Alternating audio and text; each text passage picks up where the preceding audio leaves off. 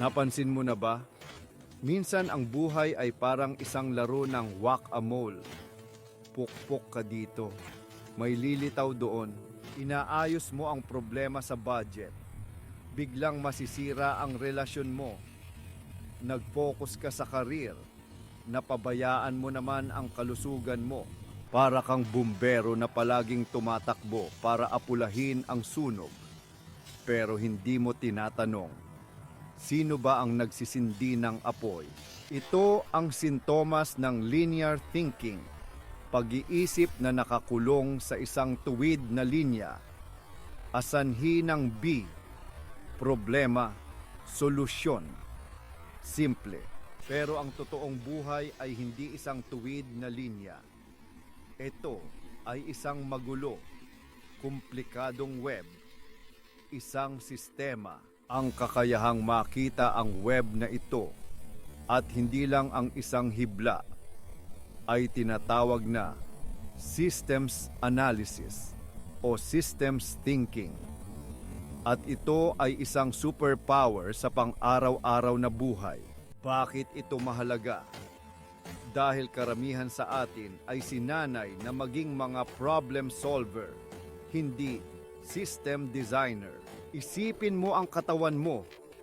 Kung masakit ang ulo mo, iinom ka ng gamot. Iyan ang linear thinking. Inayos mo ang sintomas. Pero ang isang system thinker ay magtatanong, bakit masakit ang ulo ko? Dahil ba sa stress, kulang sa tulog, dehydration, trabaho, o baka sa kape na ininom ko kanina?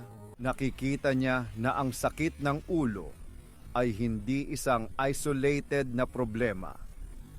Ito ay resulta ng isang sistema.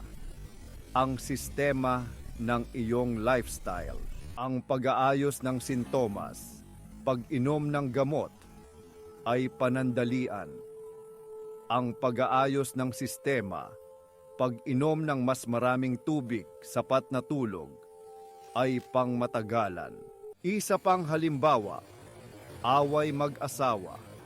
Madalas, ang pinag-aawayan ay isang maliit na bagay. Bakit hindi mo hinugasan ang mga plato? Ang linear thinker ay magpo-focus sa plato. Sino ang tama? Sino ang mali? Ang issue ay ang mga plato. Pero ang system thinker ay magzo-zoom out. Ang mga plato ay sintomas lang. Ano ang totoong sistema sa likod nito? Baka ang problema ay hindi patas na hatian sa gawaing bahay. O baka pagod galing sa trabaho. O baka may pakiramdam na hindi napapahalagahan. Ang mga plato ay ang dulo lang ng iceberg. Ang pag-aaway tungkol sa plato ay paulit-ulit lang. Ang pag-uusap tungkol sa sistema ng pagod at appreciation, iyon ang makakalutas ng problema sa ugat nito. Ang tawag dito sa psychology ay fundamental attribution error. Ang tendensya nating ipaliwanag ang kilos ng iba base sa kanilang personalidad at hindi sa sitwasyon o sistema sa paligid nila. Tamad siya, imbes na baka may pinagdadaanan siyang mabigat kaya wala siyang energy. Masama ang ugali niya, imbes na baka ang environment sa trabaho niya ay toxic at nag-trigger ng ganoong reaksyon. Ang systems thinking ay ang antidote sa pagkakamaling ito. Tinuturuan ka nitong tingnan ang stage at hindi lang ang aktor. Okay, sapat na sa teorya. Paano mo ito gagawin sa totoong buhay? Narito ang isang simpleng 5-step na proseso. Step 1. Mag-zoom out. Kung may problema ka, humakbang ka palayo. Itigil mo ang pagiging bumbero at umakyat ka sa helicopter para makita ang buong kagubatan. Hindi lang ang nasusunog na puno. Tanungin mo ang sarili mo, ano ang mas malaking larawan dito? Ano ang mga nangyayari sa paligid ng problemang ito? Step 2.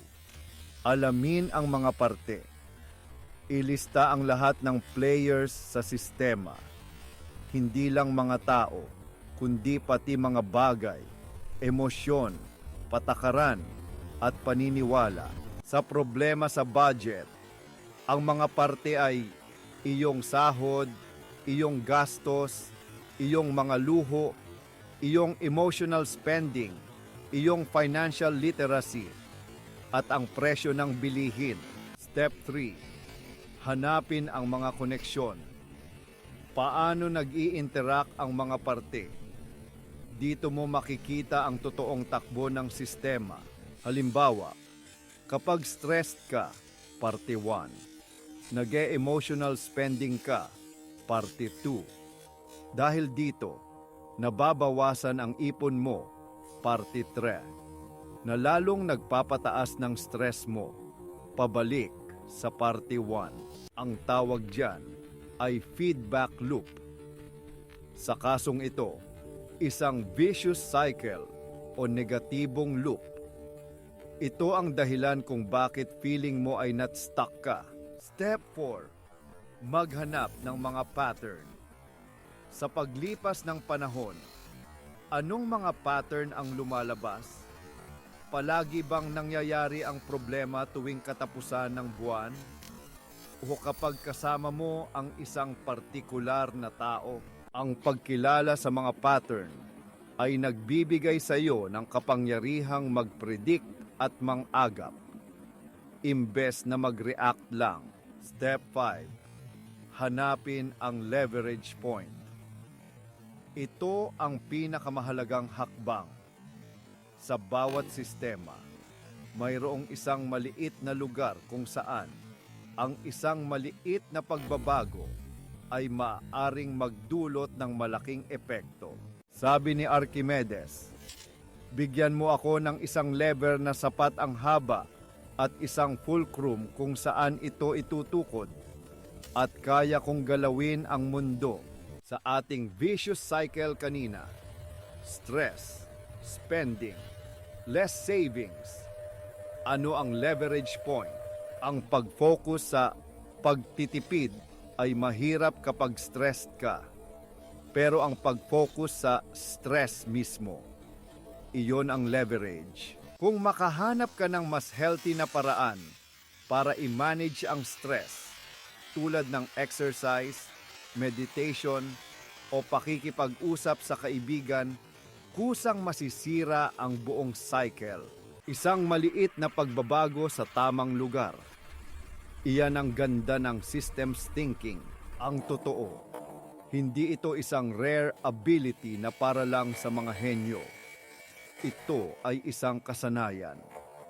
Isang paraan ng pagtingin sa mundo na maaaring sanayin. Nagsisimula ito sa simpleng pagtatanong. Imbes na, ano ang dapat kong gawin? Tanungin mo muna, ano ba talaga ang nangyayari dito? Imbes na, sino ang may kasalanan? Tanungin mo, paano nag-ambag ang sistema sa resultang ito? Ang pagbabagong ito sa pananaw ay ang naghihiwalay sa mga taong palaging biktima ng sitwasyon at sa mga taong nagiging arkitekto ng kanilang buhay. Kaya sa susunod na may problema kang haharapin, maliit man o malaki, huminga ka muna at mag-zoom out. Maaaring magulat ka sa iyong makikita.